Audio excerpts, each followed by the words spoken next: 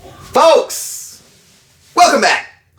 This is going to be one of those serious videos where you're really going to want to pay attention to as I explain all of the problems associated with the high-end collectible market and more of the niche items in this hobby, and explain to you how it's two completely different worlds from the mainstream regular item world that everyone can afford and the high-end collectibles once you get into the higher 4 figures, 5 figures, 6 figures, and 7 figures.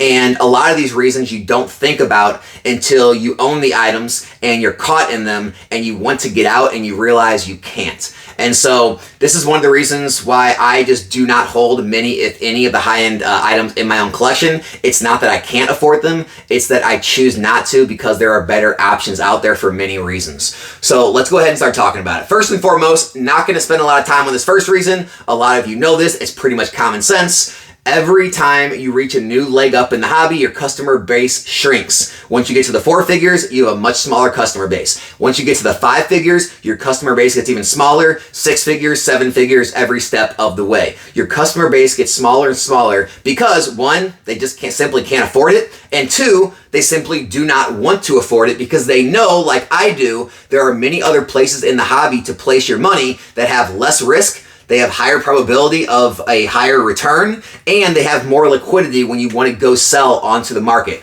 which brings me in to the second reason. Everyone knows the stock market is peak liquidity, right? You click a button, your stock sells, you get your money immediately. So you already know moving into Pokemon investing, you have a lower level of liquidity. Like I said, these are two different worlds from regular Pokemon investing to the high end. The high end has almost no liquidity. And what I mean by that is very few of these high end and niche items are ever transacted per year. And the ones that are, ready for it?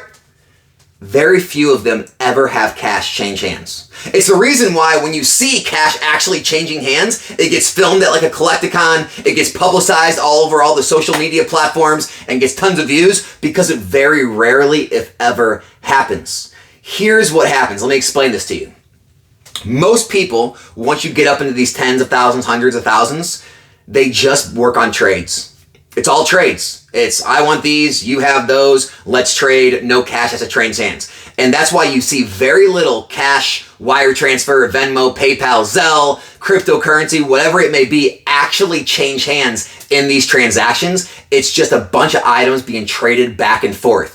And that spells trouble when you want to actually liquidate your item and get the cash because maybe you want to move out of that investment or you actually need the money.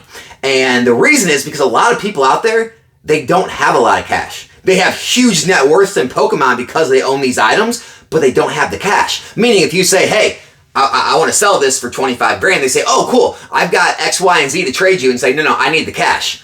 Well, they don't have the cash, right? And so they got to sell some of their items to get the cash. And then they can't sell their items because no one else has the cash. And it becomes this big, giant, where can I find the cash because I want to buy this and they don't want to trade.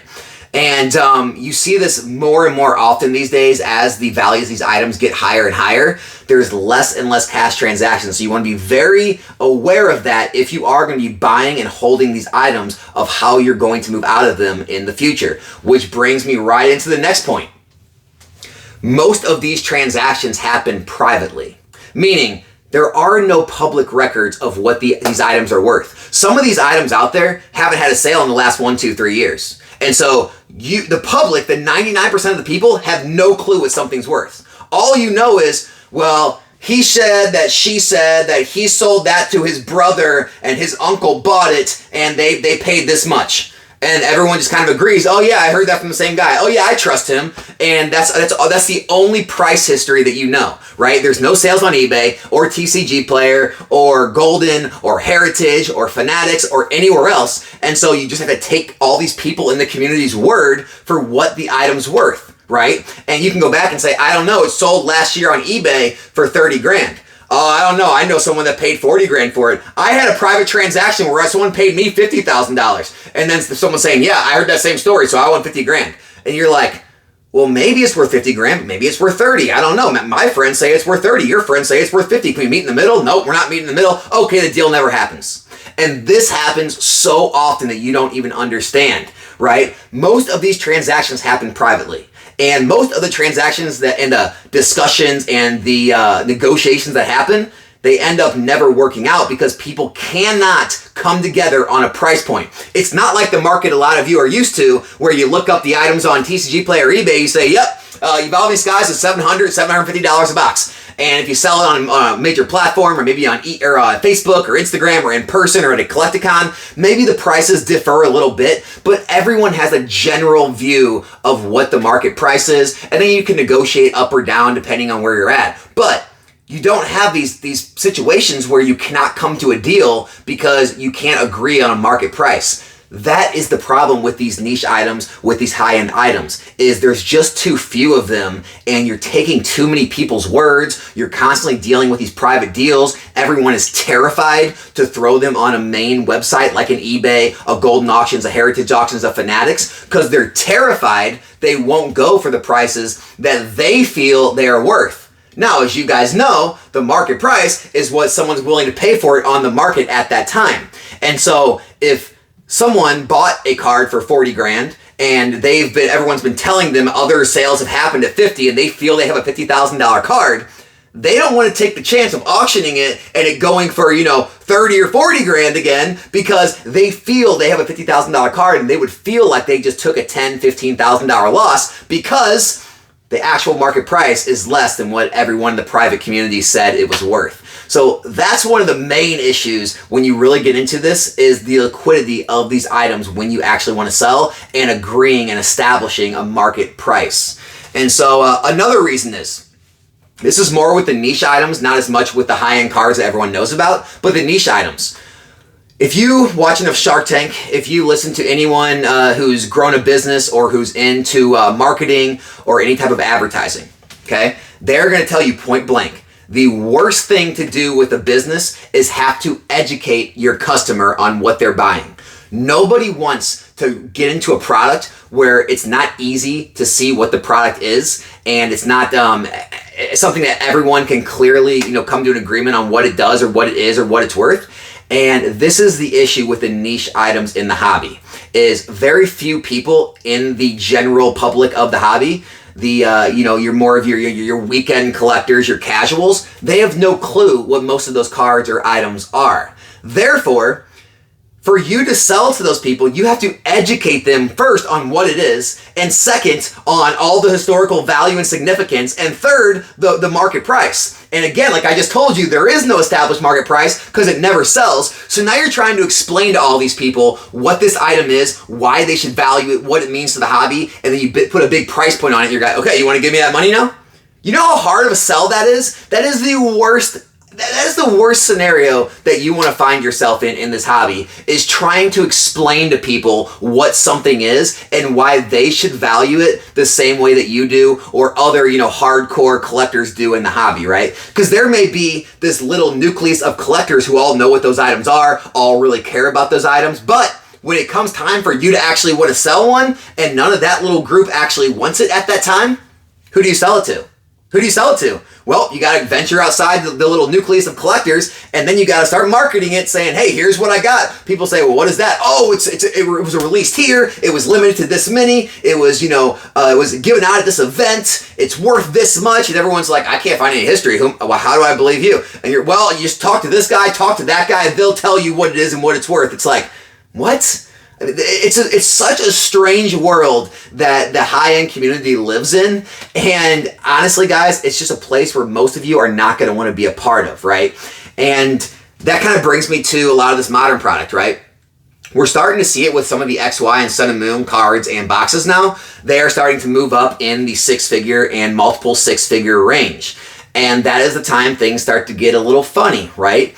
And you start to hear about, private transactions. I was just talking to a friend of mine, and we were talking about valuing a team up box. And I said, well, hey, it's pretty easy, right? It's somewhere between $2,500 and $3,000. There's been $2,500 to $3,000 sales on TCG Player and eBay. That's the price. Well, then he'll say, yeah, I know, but there's been multiple private sales on Instagram or at these shows, and people are only taking like $2,200, $2,400. And I'm just like, I don't know what to tell you, man. That's the market price. Whatever these guys are transacting, that doesn't really mean anything, because 99.9% of the market knows this as the market price, right? And so then you're arguing with people who don't believe the market price because, when things get higher end, they start to get, a little tighter with their money and they don't want to pay for it. And they want to start working in trades to offset the amount of money. And it just becomes so convoluted. Whereas, selling boxes that are, 1, 2, 3, 4, 5, even $700, $1,000 isn't that difficult. Most people in the hobby have that kind of money to spend. They will spend that kind of money. There will be no questions asked. They'll hand you the cash, or they'll Venmo, PayPal, Zelle you the money,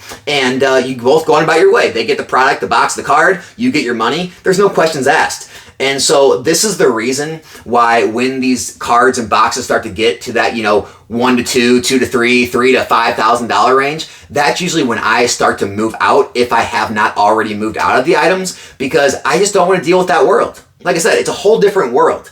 And the benefits of that world are, well, you can see much higher margins when you do, make good plays, right? When you do buy under markets, when, there is kind of a run on those specific cards, because the whale community all catches on to something, and, you can see huge rises, 6-figure rises on these cards sometimes, like 5 figures, 6 figures. And it can happen pretty quickly where you're not going to see that on more of your mainline items. But on the flip side, you're not going to see those kind of drops on your mainline items either, especially after reprints are done after 2 to 3 years. And so because of that, it's just extremely risky holding these high-end items, because even though people will say things like, well, there's so few of them out there, so the price is much more stable, they're much more tried and true, they've been around forever, it's a better store of value. They'll use all these kind of terms, but they really don't mean anything. Because if COVID showed us anything, it showed us that the volatility in a lot of the high-end market was as bad or worse than a lot of the lower-end market. So the volatility is still there. I mean, you have people still losing their asses in the high-end and the niche markets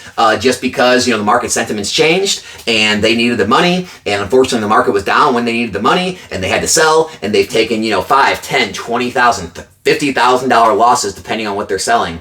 And you just don't see those kind of moves with modern, especially with the modern sealed market. And so for all those reasons, guys, that's why I personally believe so strongly in what I do.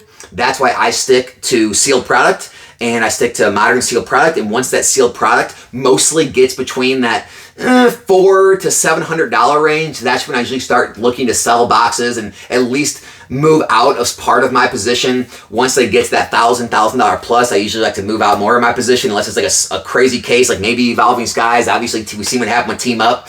But once the boxes become like 1,000 to 2,000, 2,000 to 3,000, I'm pretty much out of most all of my position at that point.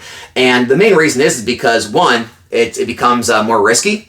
2, it's less liquid. There's less people that can actually buy it and will buy it. And 3, I believe that putting my money into newer product is actually better at that point. I believe that putting, that $2,000, $3,000 into a brand new set like Surging Spark is going to have a higher possibility of doubling quicker than a $2,000 to $3,000 box going to $4,000 to $6,000. And so that's why I take that route. But again, I'm not trying to put down anyone or make you second guess, the routes you've taken in the hobby. If you do speculate in that higher end market or that more niche market, and you do have cards that are worth $5, $10, $20, $50, $100,000, you have some of these high end vintage or mid era boxes. I am not, against you or anything like that. I'm just trying to put the information out there so people know what they're getting into if they are starting to think about, hey, maybe I should start trading up. Maybe I should start selling off, or not selling. Maybe I start trading off a bunch of my stuff to get one big item. Because that way I'd have a grail of the hobby. The thing people don't mention about the grails of the hobby is every single thing I just mentioned in this video. And it looks all flashy because you can put it on Instagram and you can share it on all the social medias and you get all kind of praise for it. But it doesn't feel as good when you actually want to realize the gains and you actually want to get your cash out, because you run into all the reasons I told you. 1, your customer base is very small. 2, nobody actually wants to give you cash for it. They want to trade you other items, which then you'd have to break down those items and sell those to actually get your money, right? 3, hopefully there's enough collectors that know what it is. It's not like one of the niche items, and they actually value it. 4, hopefully there's a relatively stable, established market price at the time, because if not, you're going to be going through all these negotiations and debates over what the actual market price is and trying to sell someone on why they should pay you what you feel the market price is. And it just becomes this big mess. And so, you know, for me, I'd much rather sell, you know, $50,000 of Sword and Shield booster boxes than I would try to sell a $50,000 slab or a $50,000 box, right? You know, obviously with boxes, there's much less risk of them being faked, right? You're going to go through a much simpler selling process. Like, look, I mean, I can go sell a Silver Tempest box like that, right? No one asks any questions, right? You sell it, you pack it up, you ship it, no questions are asked, leave you a good review, it's over. Do you know how much, you know, due diligence someone's going to do selling a $50,000 box? Like, they're going to want to inspect it. They're probably going to want to send it through a CT scan machine. They're going to want to negotiate prices for a freaking month. I mean, it's you know, you're probably going to want to meet in person because you don't want to ship it through the mail. So you got to go through all that trouble. And it just becomes an absolute headache dealing with those high-end items, not to mention the risk you take on and all that. So, I hope this video helped all of you, especially, you know, obviously this is just before Collecticon is when I'm filming this. So especially those of you going to Collecticon and you see some of those Instagram-worthy moments where someone buys a grail or someone's counting out a bunch of hundreds at a table, just understand, just like everything else in life, it's a great video, it's a great experience, it's great for entertainment, but just realize the two people on those ends of the table, the buyer and the seller, they are going through a very different experience, and they're operating in a very different world than you are just operating if you're like the 99% of other people, you know, selling bulk, selling single, selling, you know, lower end slabs, you know, buying and selling modern sealed, investing in modern sealed. It's just, until you're in the middle of it, you can't really understand kind of the struggles that you're going to go through. So let me know in the comments what you think. Hope you enjoyed the video, and I'll be back here in a new one soon. I'm out.